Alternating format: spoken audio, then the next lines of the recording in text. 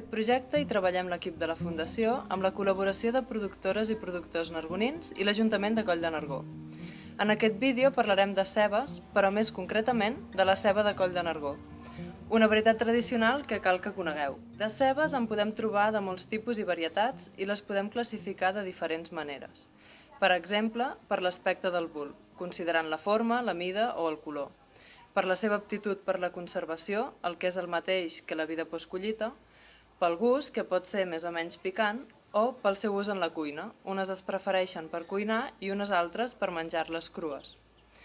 Una altra característica de classificació, en aquest cas, important per les agricultores i agricultors per poder planificar les seves plantacions, és la influència de la llargada del dia en la formació del bulb. Segons això, trobem varietats de dia curt, que es cullen a la tardor i principis d'hivern, varietats de dia intermedi o varietats de dia llarg, que es cullen a finals d'estiu. Segur que us estan venint al cap moltes cebes. La ceba de Figueres, la dolça de Fuentes o la blanca tardana de Lleida, de la que se'n fan els calçots de Valls. La realitat és que les varietats de ceba que solem trobar en els mercats pertanyen principalment als tipus de ceba babosa, valenciana, líria, grano de oro i reques. Totes interessants des del punt de vista del comerç global per les seves característiques de precocitat, gran rendiment, gust relativament dolç, bona resistència a la pujada de la flor i bona aptitud per la conservació. Però si ens allunyem de les produccions enfocades al comerç global i ens centrem en produccions més locals, trobem d'altres varietats de cebes que presenten un interès evident, més enllà del merament comercial.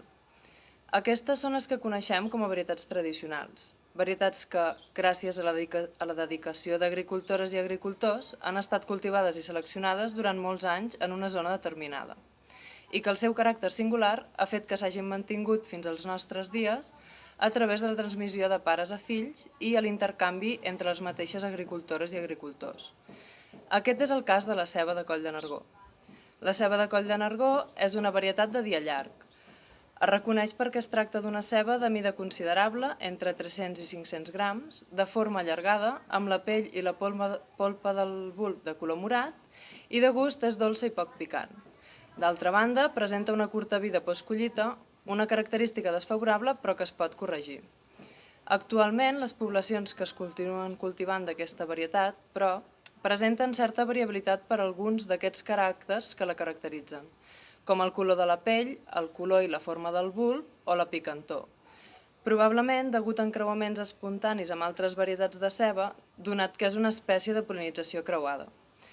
Aquesta barreja entorpeix la identificació de la varietat i els trets que la distingeixen, i de retruc n'impedeix el vincle mental amb Coll de Nargó i amb la seva varietat tradicional de ceba. Per això és interessant recuperar les característiques originals de la ceba de Coll de Nargó, en gran part responsables de que avui n'estiguem parlant i encara en puguem menjar quan és la temporada. Com? Doncs a partir de les poblacions tradicionals de la varietat que actualment cultiven les productores i productors nargonins. Sobre aquestes poblacions, fer una selecció d'aquelles cebes que manifesten les característiques tradicionals i permetent exclusivament la reproducció d'aquestes cebes, aïllant-les de la resta. Aquest procediment és necessari fer-lo a cada generació, si no es vol retrocedir en la fixació de les característiques desitjades o tornar a tenir una barreja. I d'aquesta manera mantenir una varietat tan preuada com és la nostra ceba de Coll de Nargó.